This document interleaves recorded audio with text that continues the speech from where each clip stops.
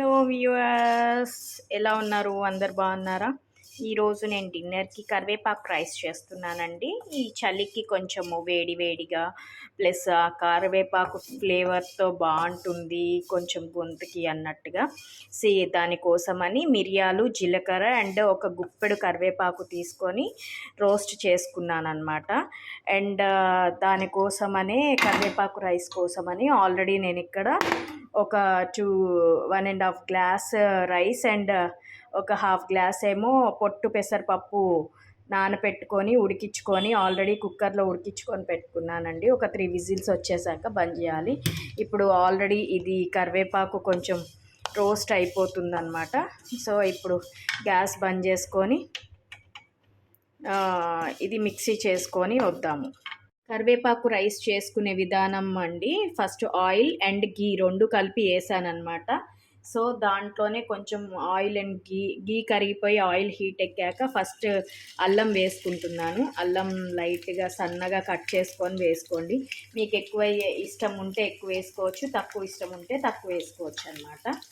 And moreover కొంచెం పచ్చిమిరపకాయలు, కరివేపాకు వేసుకోండి. ఇది కొంచెం లైట్గా ఫ్రై చేసుకోండి.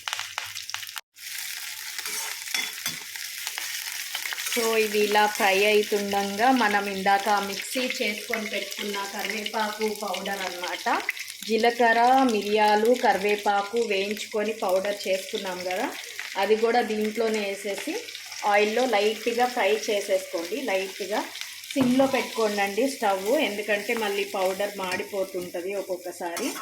సో ఇలా కొంచెం గీలో రోస్ట్ అయితే ఫ్లేవర్ ఎన్హాన్స్ అవుతుంది అండ్ రైస్ కూడా చాలా ఫ్లేవర్ పట్టి చాలా బాగుంటుంది అనమాట. ఇప్పుడు దీంట్లో మీ రుచికి సరిపడా ఉప్పు వేసుకోండి. నేను ఆల్రెడీ రైస్ ఉడికేటప్పుడు కూడా ఉప్పు వేసాను.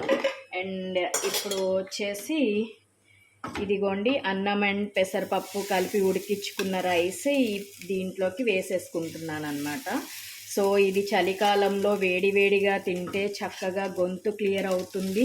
సో మనకు కూడా ఈ ఫ్లేవర్ కానీ టేస్ట్ కానీ చాలా బాగుంటుంది. ఒక్కసారి ట్రై చేసి చూడండి కరివేపాకు రైస్. ఈ మధ్య పెళ్ళిళ్ళలో కూడా హ్యాపీగా స్టవ్ వేడి చేసి అప్పటికప్పుడు వేడివేడిగా సర్వ్ చేస్తున్నారు, చాలా బాగుంటుంది.